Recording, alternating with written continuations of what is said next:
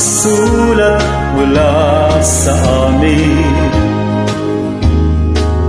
Nakalarawan doon ang marami kong alaala,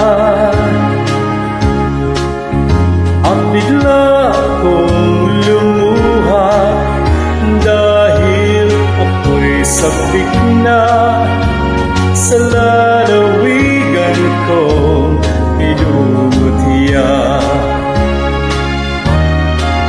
Naghihintay pa rin ang irog ko doon sa